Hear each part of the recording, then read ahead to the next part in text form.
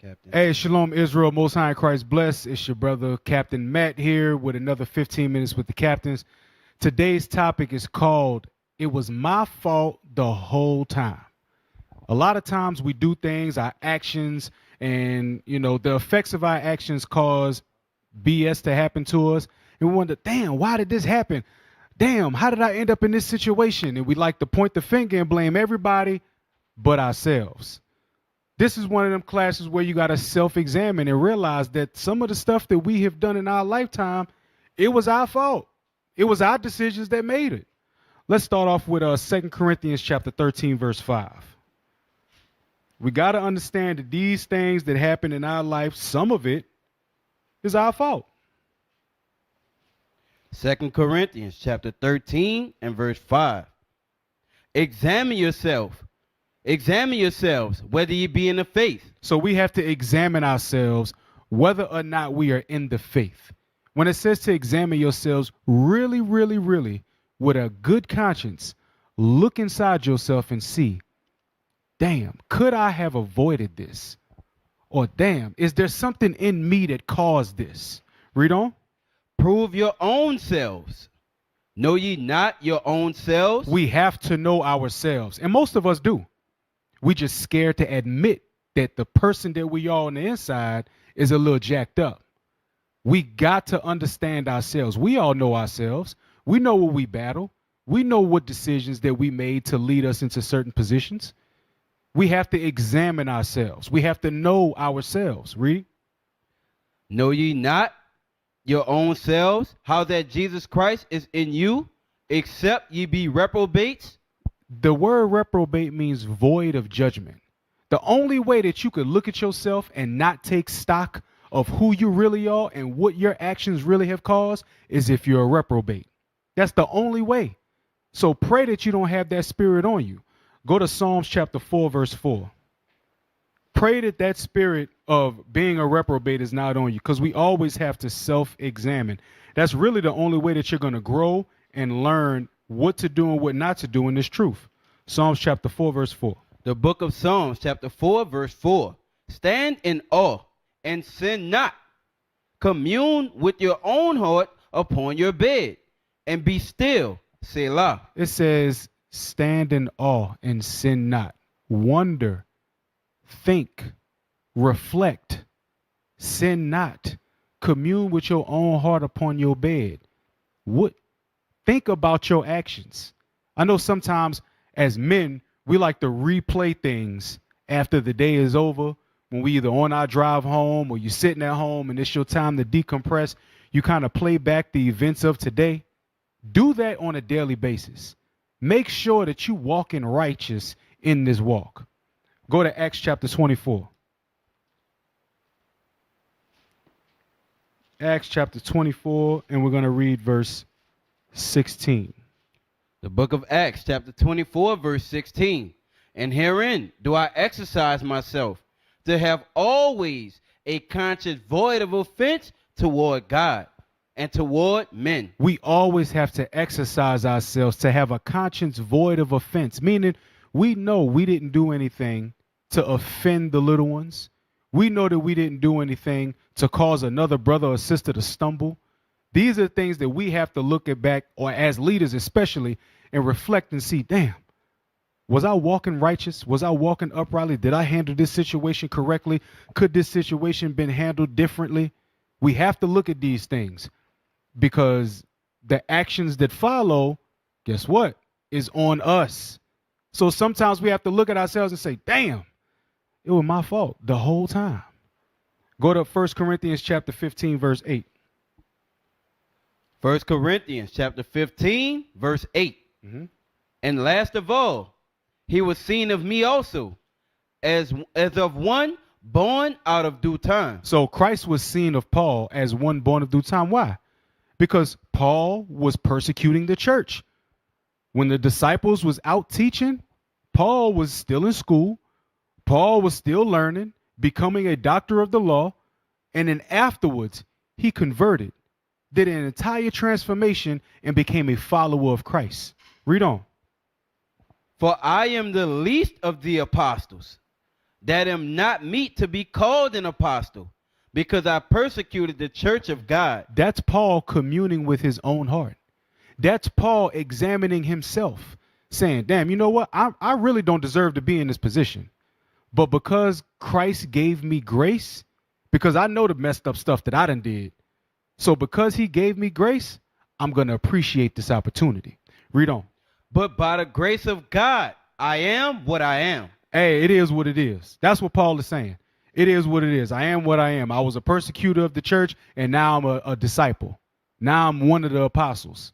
Now I'm the least of the apostles because I came after everybody else, but I'm still an apostle, standing boldly for the doctrine of Christ. Read on. And his grace which was bestowed upon me was not in vain. But I labor more abundantly than they all. So he said that grace that was bestowed upon me, it wasn't in vain. Because of my conscience, and because I know what I did, and because I know half the stuff that happened was my fault, I'm going to go 10 times harder because he gave me the grace to repent. Go ahead. Yet not I, but the grace of God which was with me. The grace of God which is in all of us. Now I'm going to give you an example of that. Go to 1 Samuel chapter 28, verse 6. 1 Samuel chapter 28, verse 6. 1 Samuel chapter 28, verse 6. And when Saul inquired of the Lord answered him not, neither by dreams, nor by Urim, nor by prophet. So remember, at this point, Saul was out the spirit. Saul had done much wickedness, especially towards David, and the Lord wasn't answering him. Remember, the scriptures say, God don't hear the prayers of sinners. So the Lord wasn't answering Saul. He wasn't giving him no play whatsoever. Read on. Then said Saul unto his servants, seek me a woman that hath the familiar spirit, that I may go to her and inquire of her. And his servant said to him, behold, there is a woman that hath the familiar spirit at Endor. So there's a woman with a familiar spirit. Now remember, he wasn't supposed to be consorting with them, but because wisdom left, Saul was on a whole nother mission. Read on. And Saul disguised himself and put on other raiment. And he went, and 2 men with him. And they came to the woman by night. And he said, I pray thee, divine unto me by the familiar spirit, and bring me him up, whom I shall name unto thee. Read. And the woman said unto him, behold, thou knowest what Saul had done, how he had cut off those that have familiar spirits, and the wizards out of the land.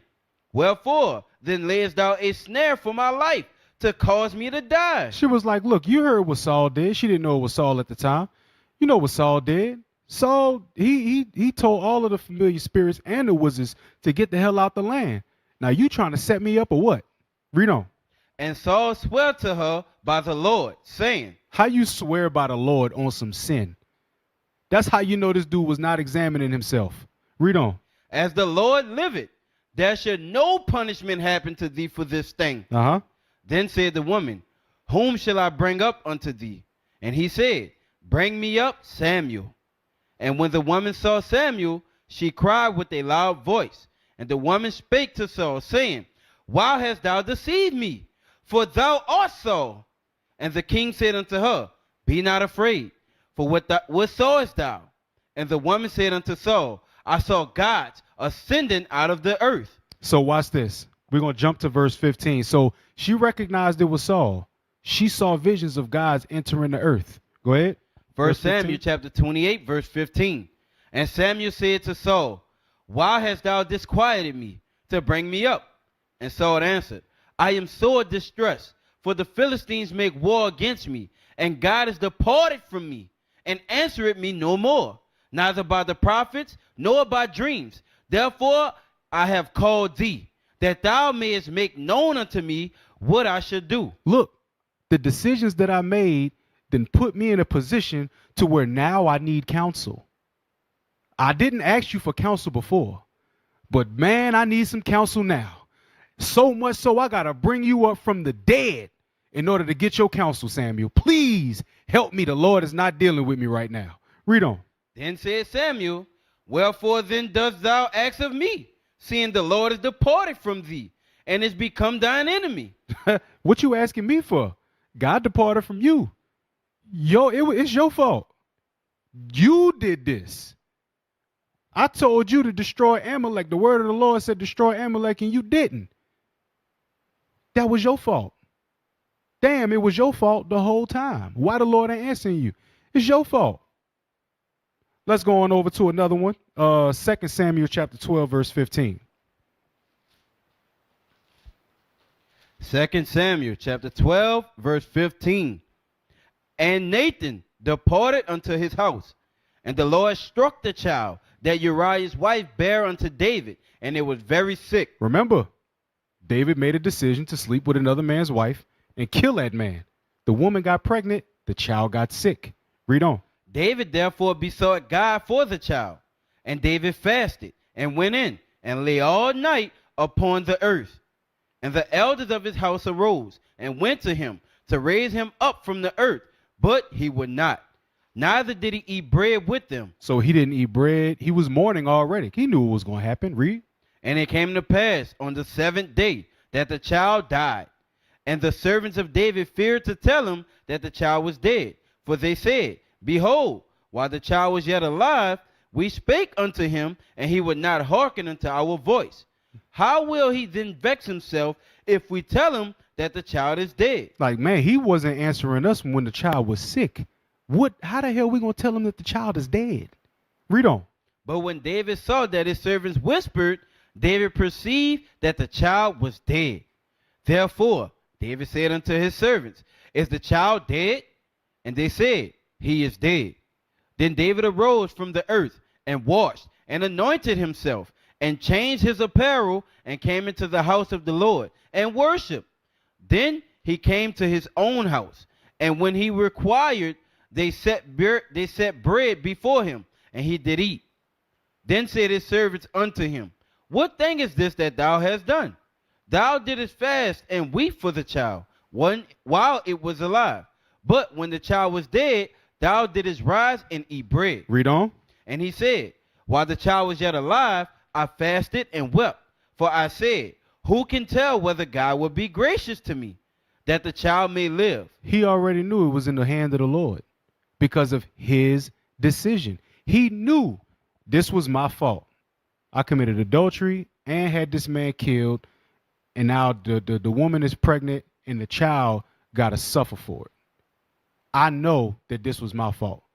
So that's why he prayed, he fasted, he anointed himself, and he repented. Because David knew he had the wherewithal to see, damn, this was my fault.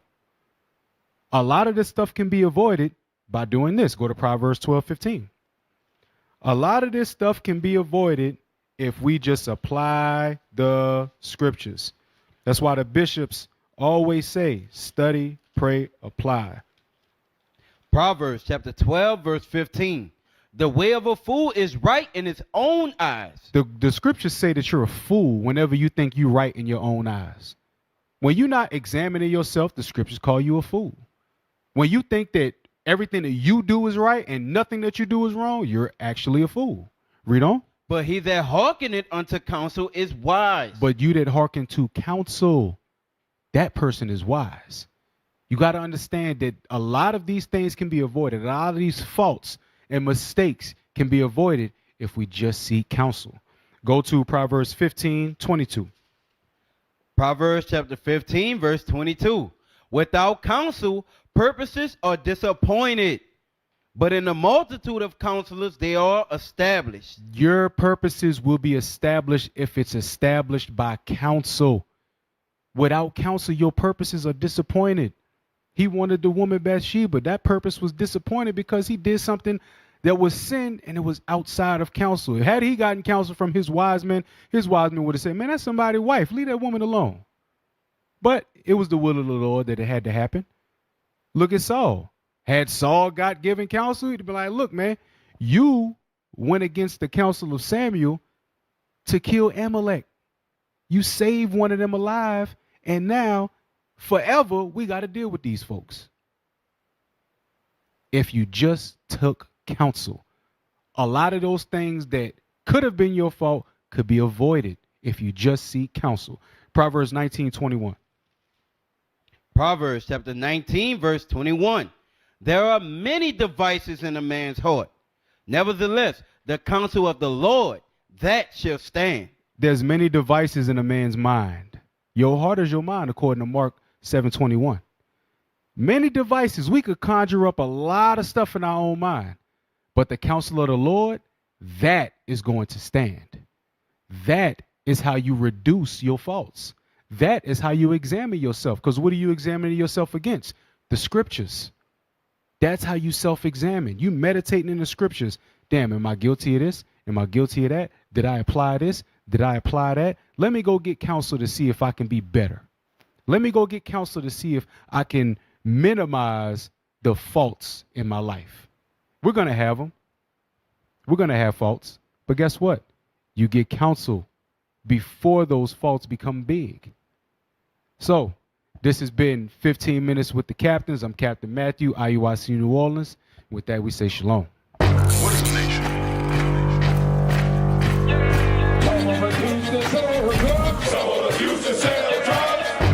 Nation is men leading by example.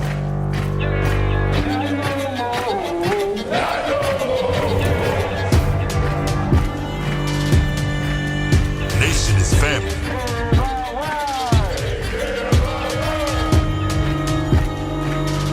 Nation is community.